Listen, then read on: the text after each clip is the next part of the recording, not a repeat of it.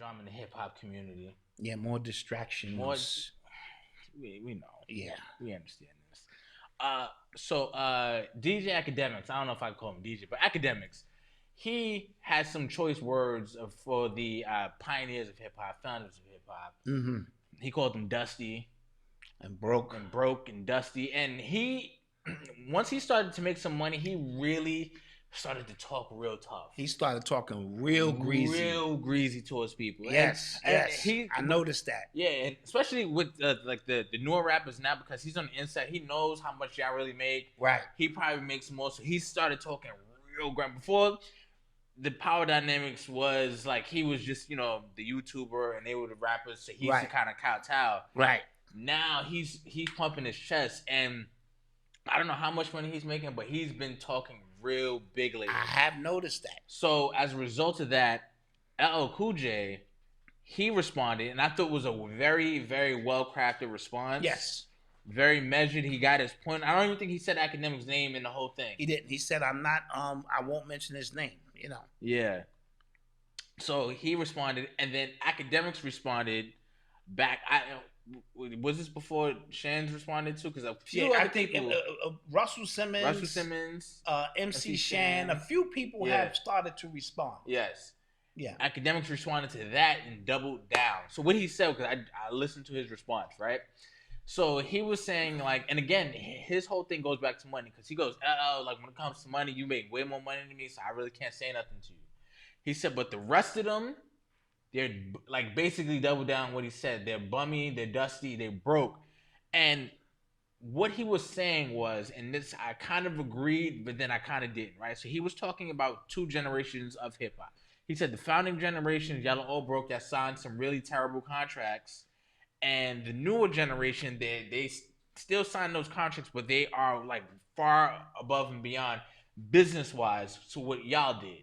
So y'all can't say nothing to them, even though I see it as one big thing, right? One big cycle. Like if this didn't happen, they wouldn't know what to do now. And that's 101. Common sense, but he's trying his hardest to separate it and create friction. And I think it's all a ploy to gain more views, to gain more traction your way, because like anytime it's a generational battle, especially he has a gang of followers, you know what I'm saying? Mm-hmm. And they're willing to ride for whatever he says. So it just causes more notoriety for him. So that's because you can't be that slow to not understand the cause and effect. Right, exactly. You can't be that dumb. You know what I'm saying? Yes. So that's but I was surprised he doubled down on that. What did you think?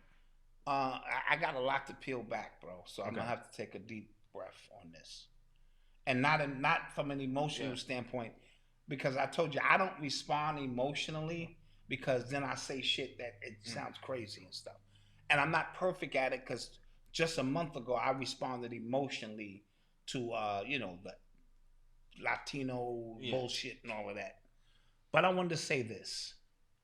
A lot of this new generation suffer from daddy issues. Okay. And as a result of that, his response, and all of these young people say, fuck my father.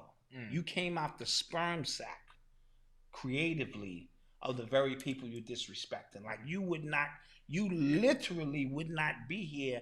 And why is there a DJ in front of his name? Does he DJ? I guess he DJ'd in college, he said, so that's what he calls DJ. Okay. So the very fact that you calling yourself a DJ is from the archetype of these same dusty pioneers that you speak of. Okay, now, when he made his response, first of all, when he said the dusty stuff, these niggas is always broke, they ain't got no money, these niggas ain't creating nothing and shit, right? I said, okay, he's just he's just poking the bear, so to speak. And then when LL responds, and his response to LL this was his exact response: I do not consider LL a pioneer. So it had me thinking, if you don't consider LL a pioneer, then that means you don't consider Rakim a pioneer, Big Daddy Kane, KRS One, X-Clan, Brand Nubian, Poor Righteous Tika, Public Enemy, Ice Cube. You don't consider none of Too Short. You don't consider none of them pioneers. So obviously you were talking about the generation before that. When we look at the generation before LL, we're talking besides Run DMC, because Run DMC and LL almost came out around the same time. That's the first paradigm shift, right? So you're talking Grandmaster Flash, you're talking Treacherous 3, you're talking Cold Crush, you're talking Fantastic Five, you're talking Cool Herc, a Sugar Hill Gang, you're talking these guys. And if you're talking these guys, then you're talking about, and I don't even know if somebody can get this to academics, you're talking about teenagers. You're talking about teenagers from the inner city ghettos who were not thinking about publishing. They weren't thinking about marketing. They weren't thinking about royalties or mechanical rights. They wasn't thinking about marketing merchandise. They were, you know what they were doing? They were living their life. So when we say hip hop is their culture, all they doing was partying and living their life. They made a few dollars here and there performing and this and that, but we're talking about teenagers, right? We're talking about teenagers who were just doing the goddamn thing. You know what I mean? So when it came to contracts, starting with really the Sugar Hill Gang, we know King Tim the Third record came out first, but the Sugar Hill Gang, they were being introduced to something new. But you know what was not new? The music industry. Do you know that contract that they give is the same in that old English, that old archaic English, and it's designed that way purposely to confuse artists. They did the same thing to jazz artists, blues artists. So this is not something new that just emerged on hip hop. They have been stealing money. The system is designed. So we can't remove the record labels and their treachery out of the equation. So we have a record company with 100 years worth of experience of how to steal, how to manipulate. And then I even heard some people say, well, these niggas was coked out and all of that. Yeah, that was a part of the plan. Record labels give young people toys to play with while they steal. It's a distraction. And not to, back then, sniffing a little cocaine was par for the course. That's how all the celebrities at that time celebrated. Went to a studio, 54, cocaine was considered a rich man's drug. It wasn't until they converted it into crack cocaine that it became something else. And we know historically and factually that is a CIA operation. So you can't blame them for getting caught in a CIA operation. But the early ones, record labels are designed to give you women, cars, let you be in a house that's not yours. And we're talking, again, 100 years of a label with trick knowledge and teenagers from the inner city who grew up in poverty. That's a recipe for disaster. So yeah, Grandmaster Flash and them got beat. And if you expected them to know better, then you need to know better. That's like saying the slaves shouldn't have been slaves. Why the fuck were they slaves? They should have just kept running fast. And it's stupid shit. And it also is convenient to forget that a lot of the artists he's praising, they signed bad contracts when they first started. Absolutely. Right? And we didn't have...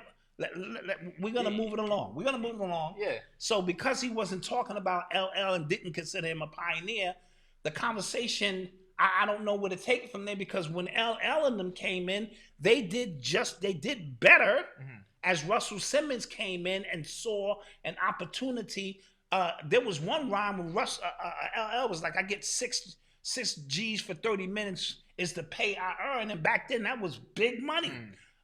Grandmaster Flash and none of them never went on these major 50, 60, 70 city tours. They did a few dates here and there. The Fresh Fest was probably the first real tour. So now when we're moving into LL Cool J, Run DMC and them, those are the ones who benefited from the foundation, and they have nothing but the ultimate respect for the ones that came before them, because they are pretty much hand in hand. I can't teach you what I don't know. And the industry does not allow us to stay connected. They divide us on purpose so that we don't share the information, you dumbass, right? But LL and them did better.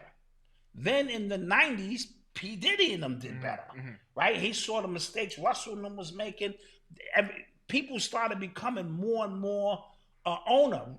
Wu-Tang Clan signed one of the greatest contracts, you know what I'm saying, in terms of getting everybody an individual deal and a group deal. That was the first of its kind. So please understand, we are making progress, you dumbass. Yeah. You know what I mean? And now, the 360 deal, why do you think that was created? Right. It was created because the wiser we get, the wiser they try to get to ensure that we still, because we started realizing, wait a minute, I can do my own side deals with Pepsi. I could do my own side deals with my own t-shirts. So they came out with the 360 deal once again to trap artists in some bullshit. And the 360 deal wasn't around when the Pioneers was around, you dumbass. And in fact, most of the artists he covers are trapped in 360 deals. So that's my point. So what he's saying doesn't have any true merit or value. I can't teach you what I do not know. And the industry is designed to keep us divided. So you don't have a bunch of pioneers in these record labels as the A&Rs. They have rock and roll guys, white dudes. The industry is a family. The record, it's run by the small hats. It's run by the Jews. It's been run by a Russian mafia Jews. They hold that grip. What happened when Jay Prince, Irv Gotti, Suge Knight, and Damon them try to do their own distribution? Isn't that learning? Isn't that trying to take? What happened? They all went to jail, or they all were brought up on charges. You see a pattern here, academics? I'm not even going to call you a DJ. You see the pattern here, academics? Okay, so when you make a blanket statement that the ones who were doing it, the ones who laid the foundation, they were just living their life. It's almost like going to the zoo to watch animals. And the animals are just in the zoo, you know what they're doing, living their life. And you're spectating like, wow. All we were doing was dancing, breaking, emceeing, rhyming, talking about what was going on. We didn't have a clue about trying to turn this into a commodity. That's not what we do collectively. Those on the outside who are looking to take advantage of that, they set up shop. And before you figure it out, I saw Raheem on Lord Jamal's show, one of the Hall of Fame, should I say. I doubt very seriously you'll make the Hall of Fame, academics. The Rock and Roll Hall of Fame, Furious 5, said they just got their money from Sugar Hill Records. Wow.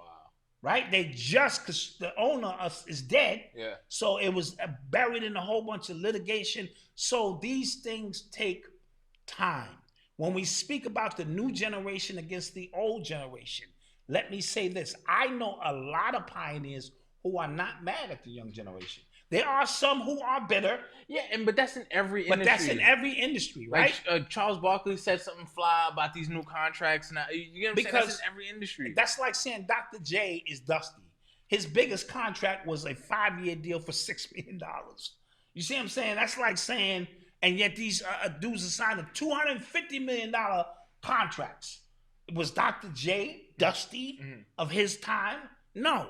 He laid the foundation so that the ones who come after can build. It's called constant elevation, causes expansion, right? So each generation inherently learns from the generation before. But when we split everything up, this is where we get the division. This is where we get the chaos with one story being told.